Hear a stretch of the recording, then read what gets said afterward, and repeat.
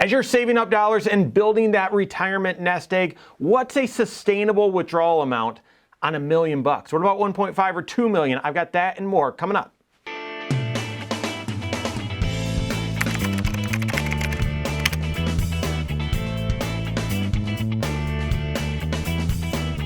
My name's Mike Bernard. I'm the host of the Wise Money Show. I'm also one of the certified financial planners right here at Korhorn Financial Group. Make sure you hit that subscribe button, turn on notifications, and smash that thumbs up button. All right, so you've been focused and you're saving up, you've been disciplined, sacrificing, and you're building that nest egg. You're climbing that mountain, you're accumulating assets. And yes, they're going up and down with the markets, but over a long period of time, they've been growing, and you're looking at this pile thinking, well, how much can I safely withdraw off of that, okay?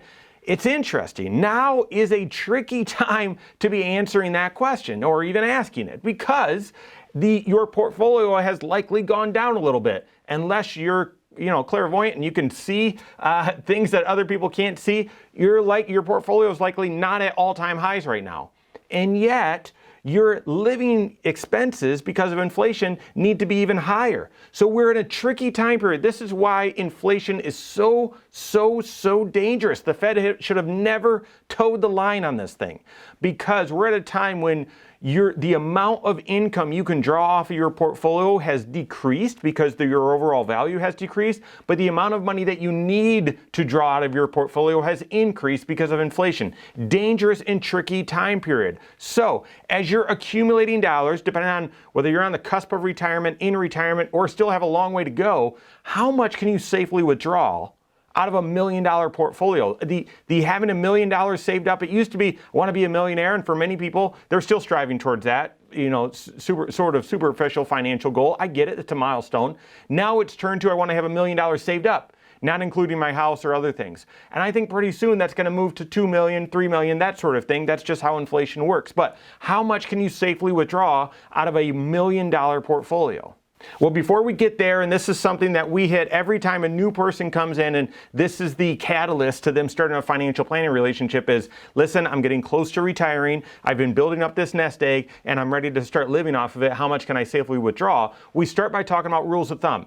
Planning and advice are not rules of thumb, okay? But it's at least a starting point before we get into that 5-factor retirement plan and build out the analysis to see specifically how much someone can and should withdraw from their investments. But take a look at this. Since the 90s, we've been talking about the 4% rule, okay? There's a lot of data and history that goes into the 4% rule, but that is basically at 65, based on a moderate, a balanced portfolio, you should be able to safely withdraw 4% out of your retirement nest egg, increasing that every year for inflation for the next 25 years without running out of money. That's the premise, okay? But here's the problem. People are living longer. Interest rates are a lot lower. We've been saying, listen, that 4% rule is really a 3 to 4% rule, depending on your situation, your life expectancy, and several other factors, okay? Morningstar recently came out and said, we redid the math, and instead of a 4% rule, it's really a 3.3% rule. I get that, and I understand their math. However, the individual that first came up with the 4% rule said, well, it really wasn't ever a 4% rule. When I added more diversification and everything, it got closer to a 5% rule. And yes, demographics today means it needs to come down, but it's coming down from a 5% rule down back closer to that 4% when you include a fully diversified portfolio. Lots to consider there, which is where, again, I wouldn't do this on your own. Work with a certified financial planner, build out that 5-factor retirement plan, and have this 3, 4%, 5% rule just be a guideline while you work on your specific situation. For me, when I'm doing planning, I like to be realistic about our plans. Otherwise, who cares? If it's not realistic, no one's going to really believe in it. Anyway, it's worth nothing. I like to be realistic, but then conservative, okay? So without going through your 5-factor retirement plan, I'm going to start by assuming, all right, 3% is in the ballpark, but conservative. In the ballpark, but conservative. So on $1 million portfolio, a 3% withdrawal rate is just 30 grand a year. It's just 30 grand a year. Divide that by 12, that's $2,500 a month that you can draw safely out of $1 million portfolio. And to add insult to injury, that's gross. So if you've been saving up everything pre-tax, and on the way out, as you're withdrawing those dollars, they're going to land on your tax return, you're going to have to give a chunk of that money to Uncle Sam. So on $1 million saved up, the sustainable withdrawal rate at 3% would just be 30 grand a year, 2,500 a month. A 4% withdrawal rate, this math is easy, on $1 million, that's 40 grand a year that you could draw out gross, $3,333 a month. Makes it a little bit better depending on your situation. There again, that's a big difference, okay? That's a big difference. So work with your CFP to see which one is more appropriate for you or somewhere in between based on your 5-factor retirement plan. All right, $1.5 million, a 3% sustainable withdrawal rate would be $45,000 a year that you can withdraw, $3,750 a month. And again, that's gross. Say $750 goes towards taxes. Depending on your situation, I don't really know. Maybe that gives you $3,000 net. A 4% withdrawal rate on $1.5 million, that's 60 grand or 5 grand a month gross. Maybe you give $1,000 of that to Uncle Sam. You got $4,000 left. $4,000, think about this, $4,000 on a $1.5 million plus Social Security, which hopefully is going to be a couple grand for you, maybe a couple grand for your spouse. Well, there you go. I mean, that's a decent chunk of change. That's 8 grand. That felt like even just a year or 2 years ago, 8 grand a month went a long way. Now it feels like it doesn't go as far with gas prices where they're at and rest of inflation, but that's a decent amount. If you can save up $2 million, a sustainable withdrawal rate at 3% of that, that's 60 grand, okay? So that still gets you to that 5 grand a month of lifestyle gross, plus Social Security and any pensions that you have, and that's a 3% withdrawal rate. 4% on 2 million, easy math there, 80 grand of income, $6,667 a month, that's gross. But again, complementing that with Social Security should be a good lifestyle depending on your taste buds, depending on where you live and cost of living, all of that. So what's the big idea? What are the big takeaways? Number one, there's no rule of thumb that's a full actual substitute for a 5-factor retirement plan. And the truth is you don't need that 5-factor retirement plan right on the cusp of retirement.